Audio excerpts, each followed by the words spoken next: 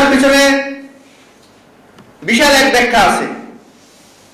যখন কেউ রাজপথে নামার সাহস পেত না, যখন কেউ আন্দোলন করার সাহস পেত না, তখন এই জাহিদ নিজের নেতৃত্বে অল্প কয়েক লোক নিয়ে বিভিন্ন জায়গায় প্রোগ্রাম করত। এই জুলাই ৩৬ আন্দোলনের দাবিদার অনেকে বলে, আমরা দেখতে পেয়েছি সেদিন ওই বাইতুল মোকাররম মিছিল শুরু হওয়ার আগে জাহিদের সামনে নেতৃত্বে মিছিল নিয়ে সেদিন শাহবাগ ঢাকা বিশ্ববিদ্যালয়ে গিয়েছিল, কিন্তু তখন অনেকেই ছিল না।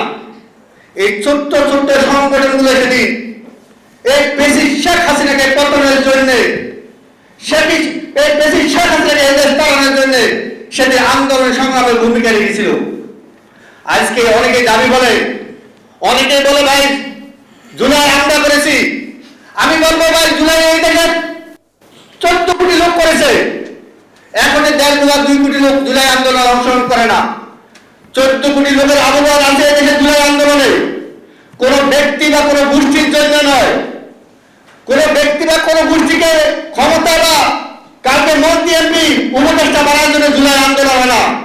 জুলাই আন্দোলন ছিল প্রেসিডেন্ট শেখ হাসিনার স্বৈরাচার শাসনের বিরুদ্ধে। জুলাই আন্দোলন হয়েছিল ওই প্রশাসন পুলিশের বিরুদ্ধে।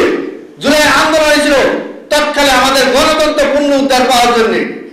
কিন্তু সেই জন্য উদ্ধার আমরা আশা করব বর্তমান প্রধানমন্ত্রী, বিএনপি চেয়ারম্যান, তরুণদের আয়কর জনাব তারেক রহমানের সেই গণতন্ত্রের দিকে আস্তে আস্তে দেশটাকে আগিয়ে নিয়ে যাচ্ছে। আমরা দেখতে পেরেছি এটি শিগগিরই উনি বিগত আন্দোলন সংগ্রামে যে নেতৃত্ব দিয়েছে, যে ভূমিকা রেখেছে, ঠিক একই ভূমিকা রাখছে বাংলাদেশ পূর্ণ ঘটনা উদ্ধার করার জন্য। আপনারা দেখতে পেয়েছেন গত প্রধানমন্ত্রী রাষ্ট্রপতিরা যে পরিমাণ প্রটোকল নিয়ে রাষ্ট্র পরিচালনা করেছে, আসা যাওয়া করতে 1 ঘন্টা 1.5 ঘন্টা রাস্তা বন্ধ করে দিয়ে, কিন্তু বর্তমান প্রধানমন্ত্রী তারেক রহমান সাধারণ মানুষের সাথে সিগন্যাল মেনে রাস্তা পারাপার করছে। এটার নামে কিন্তু গণতন্ত্রের একটি অংশ। এখান থেকে কিন্তু গণতন্ত্রের কিছুটা আমরা দেখতে পেরেছি। আমরা দেখতে পেরেছি উনি যে ওয়াদা দিয়েছিল নির্বাচন আগে যে 4 কোটি লোককে ফ্যামিলি কার্ড দেওয়া হবে, উনি কিন্তু সেটা বাস্তবায়ন করা শুরু করেছে। এটি শিগগিরই 2,02,00,000 লোককে উনি অলরেডি ফ্যামিলি কার্ড দেওয়া হয়েছে। উনি বলেছিল সরকারি কোনো কিছু ঘোষণা দিলে সেটার থেকে সরে আসার সুযোগ নাই। আমরা সেটা কিন্তু দেখতে পেয়েছি।